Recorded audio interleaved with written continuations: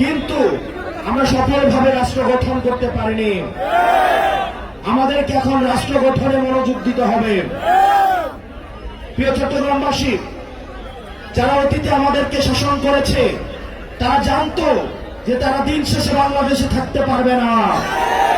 তারা হয়তো ভারতে পালিয়ে যাবে, অথবা আমেরিকা পালাবে, অথবা লন্ডনে পালাবে। সেজন্য তারা আগে থেকেই তাদের ব্যবস্থা করে নিয়েছিল। তারা তাদের সেকেন্ড হোম বানিয়েছে, তারা তাদের থার্ড হোম বানিয়েছে। কিন্তু আমরা যারা বাংলাদেশে থাকবো, আমাদেরকে বাংলাদেশকে নিয়েই ভাবতে হবে। প্রিয় চট্টগ্রামের তরুণ প্রজন্ম, আমাদের অতীত প্রজন্ম আমাদের জন্য কিছু রেখে যায় নাই।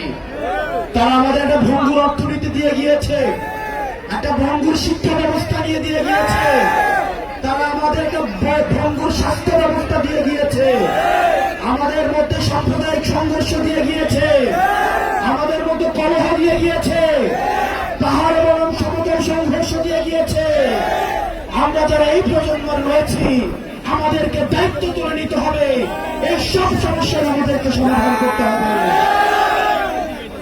আপনারা যদি সামনে এগিয়ে আসেন, এই তরুণ প্রজন্ম যদি দায়িত্ব নেয়, আমরা বিশ্বাস করি এই তরুণ প্রজন্মকে অর্থ দিয়ে কেনা যায় না, এই তরুণ প্রজন্মকে লোভ দিয়ে কেনা যায় না। হাসিনা চেষ্টা করেছিল কিন্তু জিততে পারে না। এই তরুণ প্রজন্ম চাইলে ইতিহাস তৈরি হবে। চট্টগ্রামবাসী, আমাদের রাষ্ট্র ব্যবস্থা গঠনে আপনাদেরকে সামনে এগিয়ে আসতে হবে।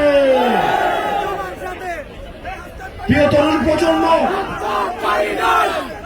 আপনাদেরকে মাথায় রাখতে হবে, আমরা এখন বর্তমানে যে কার্যক্রমগুলো করব সেগুলোর ফলাফল আমাদের ভবিষ্যতে আমাদের ভবিষ্যৎ প্রজন্ম পাবে। বর্তমানের কাঠগড়ায় যেভাবে অতীত প্রজন্মকে আমরা দায়বদ্ধ করি, আমরা যদি বর্তমানে আমাদের দায়িত্ব পালন করতে না পারি, তাহলে ভবিষ্যতের কাঠগড়ায় আমরা দায়বদ্ধ হব। সেজন্য আমাদের একটা নীতি নির্ভর রাষ্ট্র লাগবে, একটা ইনসাফ ভিত্তিক রাষ্ট্র লাগবে, যেই রাষ্ট্র ব্যবস্থায় স্বাস্থ্য, শিক্ষা, অবকাঠামো, কর্মসংস্থান, সাম্প্রদায়িক সম্প্রীতির মধ্য দিয়ে একটা গ্রহণযোগ্য এবং বাসযোগ্য বাংলাদেশ গড়ে উঠবে। এবং সেটির জন্য আমাদের এই তরুণ প্রজন্মকে ঐক্যবদ্ধভাবে কাজ করে যেতে হবে।